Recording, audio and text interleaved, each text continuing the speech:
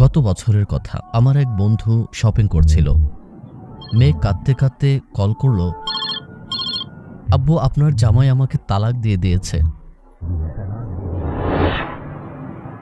আপনি এখনই আসুন, আমাকে নিয়ে যান। মেয়ের এই কথা শুনে বন্ধু বাইক নিয়ে খুব দ্রুতগতিতে ঘরের দিকে যাচ্ছিল। এই বিষয়ে ভাবতে ভাবতে রাস্তায় চলন্ত বাইকে তার হার্ট অ্যাটাক হলো আর রাস্তাতেই মৃত্যুবরণ করল।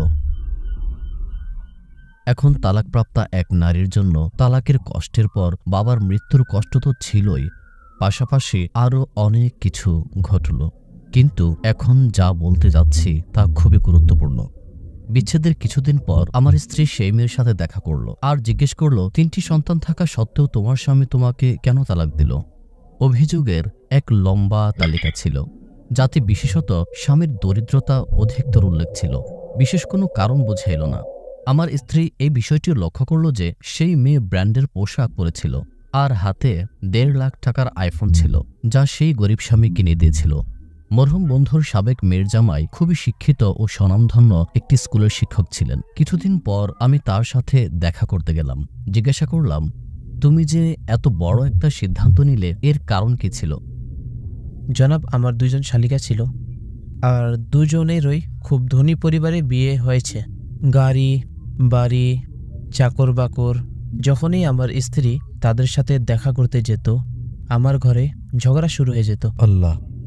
আমি 50-60 হাজার টাকা বেতনে চাকরি করি। ভালোভাবে ঘর চালানোর জন্য টিউশনিও করতে শুরু করে দিয়েছিলাম।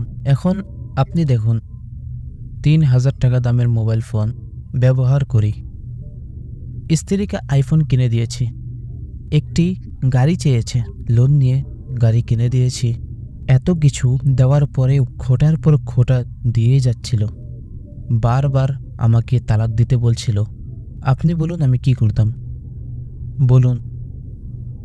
এ কথা বলতে বলতে সে কাঁদতে লাগল। বিস্তারিত শুনে আমি মর্মাহত হয়ে বাসায় চলে এলাম। বোঝাই গেল না 1 বছর কেটে গেল।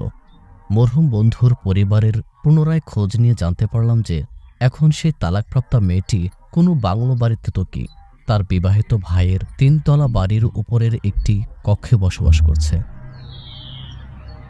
উপরে একটি নোংরা ওয়াশরুম রয়েছে, কিন্তু রান্নাঘর নেই। বাচ্চারা নিচে গেলে ওদের মামি ওদেরকে থাপ্পড় মেরে আবার উপরে পাঠিয়ে দেয়।